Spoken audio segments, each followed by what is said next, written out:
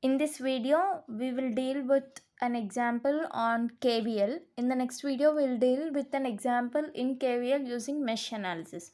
So, in this video, what are they asking?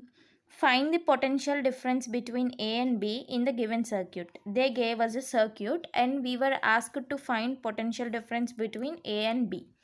So, in order to find the potential difference between A and B for the given circuit, we are having few steps to follow. So first step 1 is give naming to all the nodes. So already ఇక్కడ ఒక నోడ్కి వాళ్ళు A B అని చెప్పి node name అయితే ఇచ్చేసారు. So we need to give names to the other node. So I can give already B is taken. So this will be C D E F G H. Step 1 is completed. We gave the names for our nodes. Now step 2. What is step 2? We need to find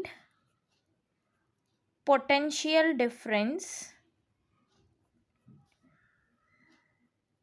between A and B. In order to find potential difference between A and B for the given circuit, first we need to select path. The path through which we are going to find the potential difference for A and B. Now let's see the path. So we need to select the path.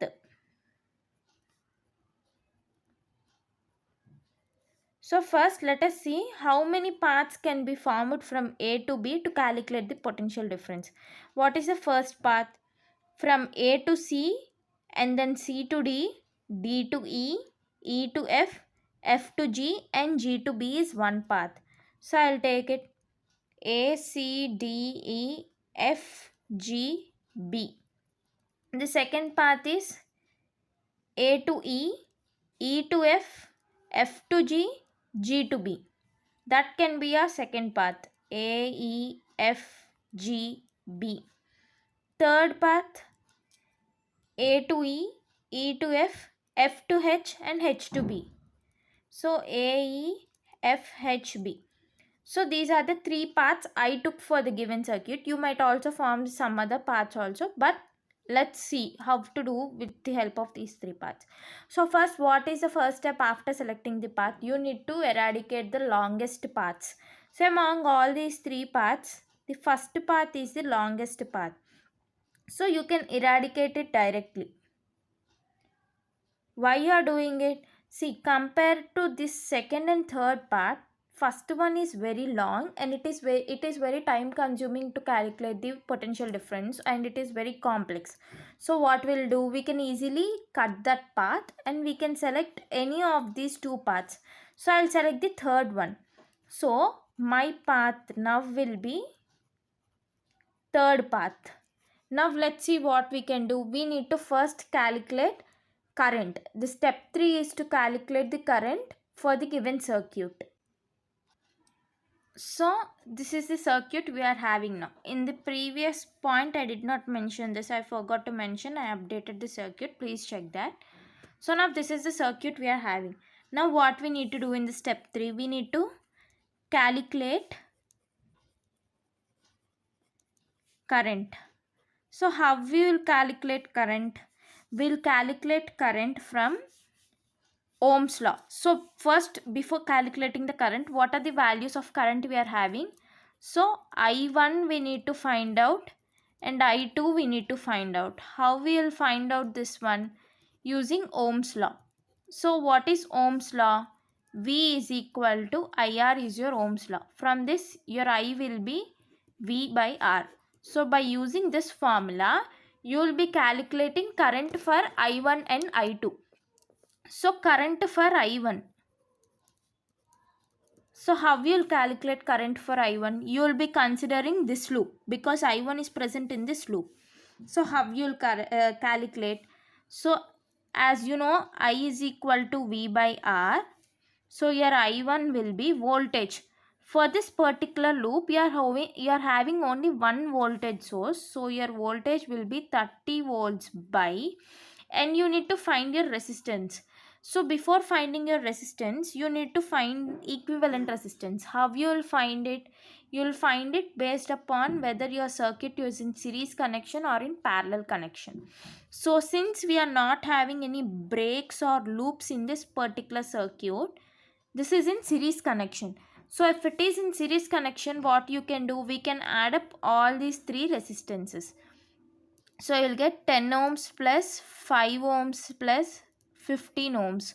So in order you are getting 15 plus 15, that is 30 ohms.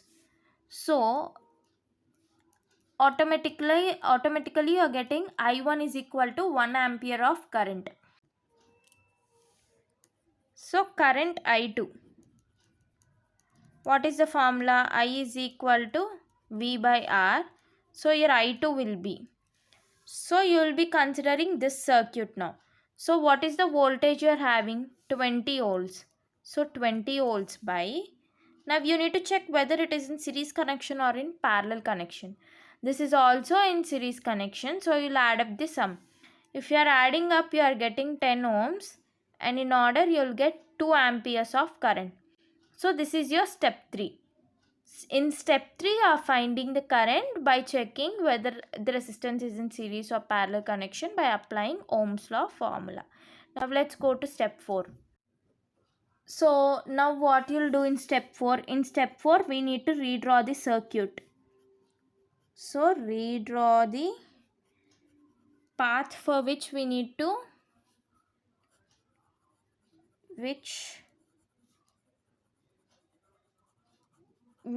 calculate the voltage. So what will be your path? You are considering the path A, E, F, H, B. So E path varke manam teeskuntam and we'll eradicate the later points. So this is your starting point A, and here you are having your 15 ohms, and then this is your 5 volts, and here you are having E point, and then again here we are having 4 ohms. This is your 20 volts.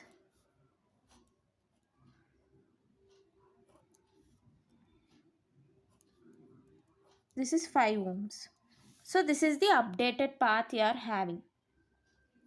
And you need to also mention the after updating this paths, you need to check the, missed a point here. A, E, F, H we did not give. So this is our H, and this is our F point. Yeah. So what we'll do now, we updated our path. Now we need to give the sign convention and also mention the current is flowing in which direction. You need to give the direction of the current and as well as the sign convention. So now let's see how to give that sign convention first of all. So current moves from positive direction to negative direction. This is the path in which current flows. So we are having I1 and I2 currents given in our circuit.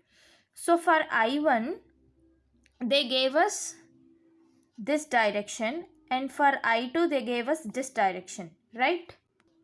So if we are checking in this circuit, your I1 flows in this direction means your I1 is moving in this direction, right? And your I2 is moving in upward direction, which means if we consider from this side, it's coming like this. So this is your I2. Now you need to give the sign conventions for the circuit. How you'll give the sign conventions? We need to check. See, always the current flows from positive to negative. So this is positive, this is negative. This is positive, this is negative. And this is positive, this is negative. This is positive, this is negative.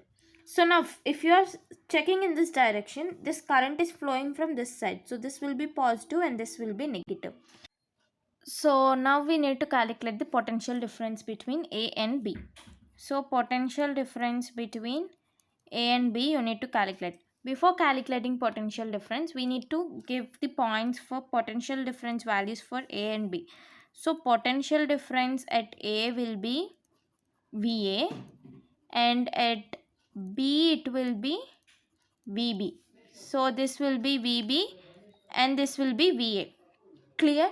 Now what will happen? You need to calculate potential difference for each and every element in the circuit. So why we are doing this? Because there might be voltage drop or rise in the circuit. So now we need to write the equation. How you will give the equation? See, before writing the equation, if it is flowing from positive to negative, then you need to consider it as negative. If it is flowing from negative to positive, then you need to consider it as positive while calculating the potential difference. So now this first we are having VA.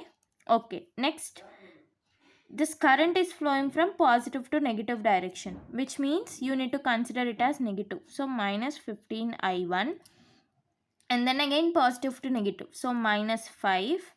If we consider this particular part, it is present in the open circuit.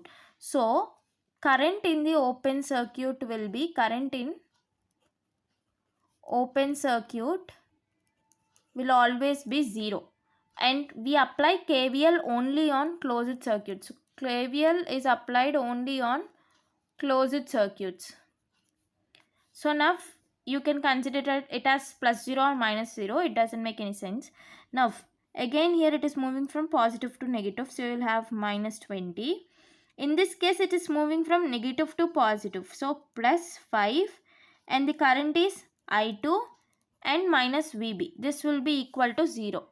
So why we are taking VA as positive and VB as negative is, VA is in the higher potential and VB will be in the lower potential.